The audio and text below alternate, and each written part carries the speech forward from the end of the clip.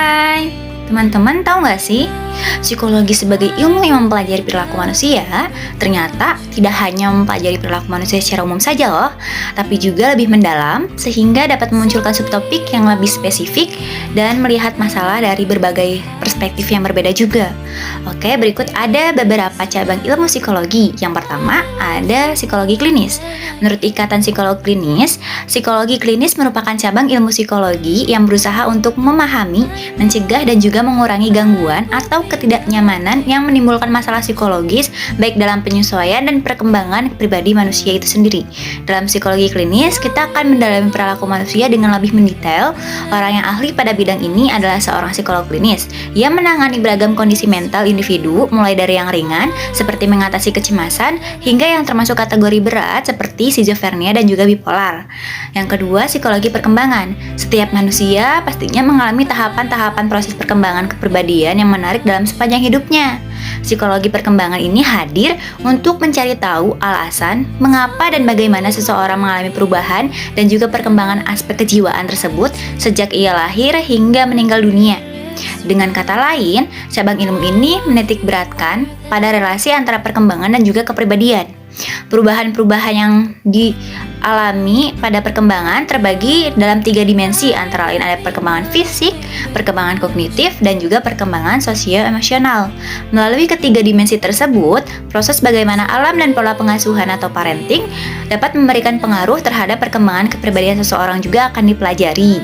Yang ketiga ada psikologi pendidikan. Sesuai dengan namanya, di cabang ilmu psikologi yang satu ini akan berfokus pada penerapan teori-teori psikologi dalam setting dunia pendidikan, di mana psikologi pendidikan akan berusaha mengkaji masalah-masalah belajar, baik itu masalah pembelajaran individu seperti motivasi belajar siswa yang rendah maupun masalah yang berkaitan dengan manajemen kelas.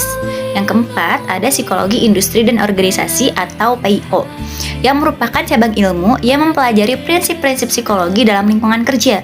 Tujuannya adalah untuk meningkatkan kualitas serta efektivitas karyawan dan juga perusahaan, di mana psikologi dalam bidang ilmu organisasi ini berperan untuk menentukan kompetensi yang dibutuhkan dalam sebuah pekerjaan, menyeleksi karyawan yang memiliki kompetensi tersebut, serta meningkatkan kinerja karyawan melalui program pelatihan. Pendekatan organisasi berfokus pada penentuan struktur organisasi, budaya organisasi, serta menyediakan lingkungan kerja yang nyaman dan dapat meningkatkan motivasi kerja karyawan. Yang kelima, ada psikologi forensik, yang berfokus pada penerapan metode dan konsep psikologi dalam proses hukum.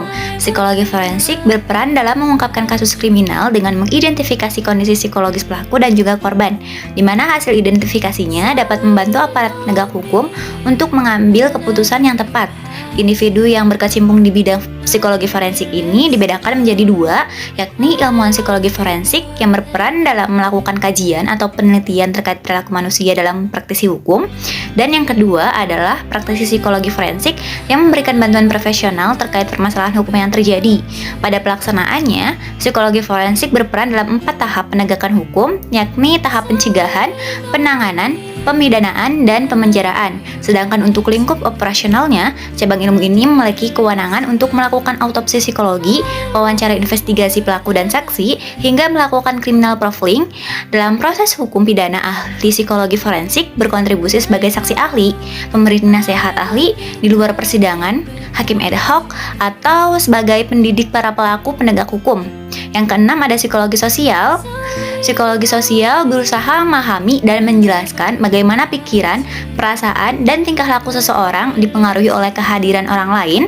Dengan kata lain, cabang ilmu ini mempelajari perilaku individu dalam konteks sosial. Berikut adalah referensi-referensi bagi teman-teman yang tertarik akan dunia psikologi. Oke, bye-bye.